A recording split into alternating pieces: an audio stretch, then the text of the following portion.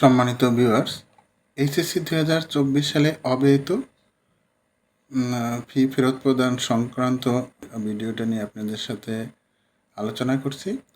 মাধ্যমিক উচ্চ মাধ্যমিক শিক্ষা বোর্ড ঢাকা এইচএসসি 2024-এর অব্যয়িত ফি প্রদান সংক্রান্ত বিজ্ঞপ্তি।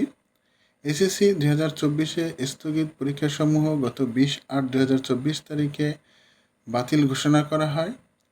যে সকল বিষয়ে পরীক্ষা অনুষ্ঠিত হয়েছে উক্ত বিষয়সমূহ ব্যতীত অবশিষ্ট বিষয়সমূহের জন্য পত্রপ্রতি তত্ত্বীয় উত্তরপত্র মূল্যায়ন বাবদ ধার্যকৃত অর্থ ও ব্যবহারিক পরীক্ষার ফি বাবদ আদায়কৃত অর্থের অব্যয়িত অংশ আন্তঃশিক্ষা বোর্ড পরীক্ষা নিয়ন্ত্রণ কমিটি গত 18/9/2024 তারিখে 192তম সভায় পরীক্ষার্থীদের ফেরত প্রদানের সিদ্ধান্ত গৃহীত হয়েছে।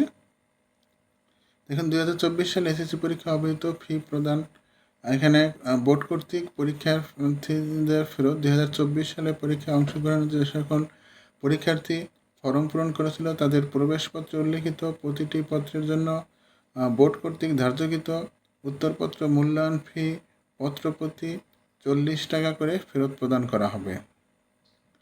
আর এখানে আছে 2024 সালে পরীক্ষায় অংশগ্রহণের যে সকল পরীক্ষার্থী ফর্ম পূরণ করেছে তাদের প্রবেশপত্রে উল্লিখিত আইসিটি ব্যতীত সকল ব্যবহারিক বিষয়ের ক্ষেত্রে প্রতি পত্রের জন্য 45 টাকা করে ফেরত প্রদান করা হবে।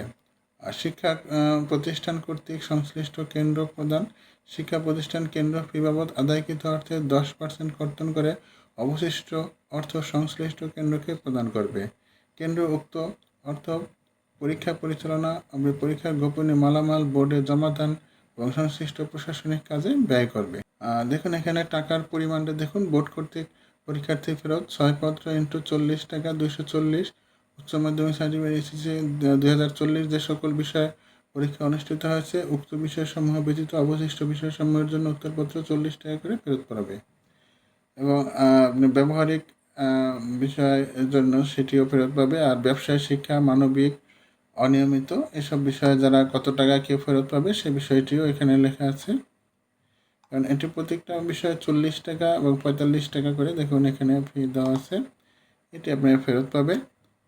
ধন্যবাদ সবাইকে।